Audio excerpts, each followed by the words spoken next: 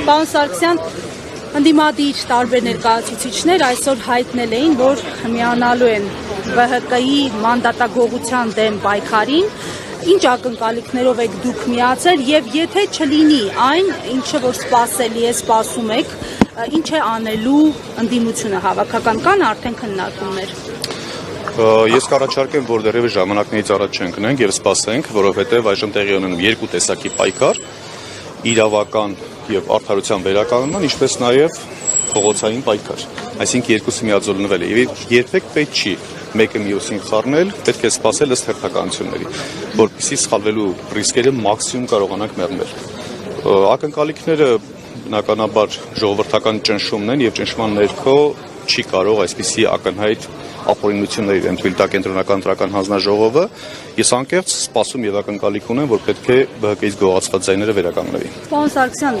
մի հարցադրում ձեր մասնագիտական այսպես շրջանակներում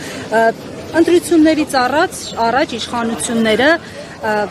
այսպես կոչված բարերարություն արեցին, բայց լեգիտիմացված ձևով թոշակ բարձրացրին, խոստումներ տվեցին տաքսիստներին եւ այլն, բայց ընտրություններից 3 օր անց արդեն քննարկվում է ակցիզային հարկի դրույքաչափի բարձրացման հարցը։ Սա կոմպենսացիայի համար է արվում ընտրությունների նախորդ ժամանակաշրջանում արված այսպես մեծ առատ նվիրաբերությունների համար։ Նախ երկու փոփոխությունները, երկու խոշորագույն ֆինանսական փոփոխությունները 2026 թվականի բյուջեում նախատեսված չէր եւ կենսաթոշակների բարձրացումները եւ համընդհանուր ապահովագրական համակարգի ներդրումը։ Իսկ եթե բյուջեում նախատեսված չի, բնականաբար դրան համապատասխան եկամուտների ակնկալիքները չկան եւ պետք է նոր եկամուտների այսպես փնտրտուքի գնալ։ Նման պարագայում սովորաբար adekvat իշխանություններն ու կառավարությունները ապրանքների արտադրանք եւ ծառայությունների ծավալների ավելացման հաշվին նոր հարկեր են հավաքագրում եւ կարողանում են ծախսերի ընդլայնում կատարել։ Հայաստանի փաստացի իշխանության պարագայում դա գոյություն չունի։ Հետևաբար մնում է ընդամենը երկու քայլ, կամ հարկային դրույքաչափի բարձրացում, կամ հարկային բազայի ընդլայնում։ Եվ ընտրություններին անմիջապես հաջորդած առաջին կառավարության նիստին մենք ականատես եղանք հարկադրույքների բարձրացման եւ վստահեցնում եմ ու հայտարարում եմ, որ առաջիկայում մենք եւս այլ հարկատեսակների հարկադրույքների բարձրացում եւ հարկման բազայի ընդլայնում ենք տեսնելու։ Միջազգային դիտորդական առաքելությունները անդրադարձել էին այդ առատաձեռնության իշխանությունների թե մի քիչ բարեկիր ձևակերպումներով ամեն դեպքում արձագանքել էին, որ չի կարելի։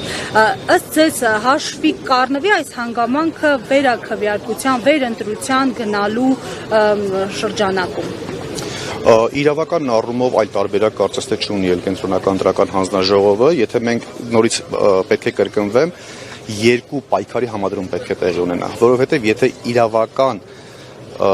ամրագրում կա, որ պարտավոր է կհանգնա վերաքվեարկության, այստեղ պետք է ընդամենը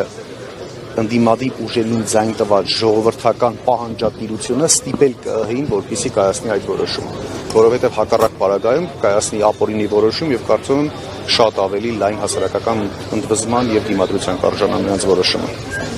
Ինչը կարող է դրան հանգեցնել, օրինակ եթե եւ չթվարկեն ծրագրերը եւ վերաքվեարկություն չնշանակվի, Եթե վերաքվեարկություն չնշանակվի եւ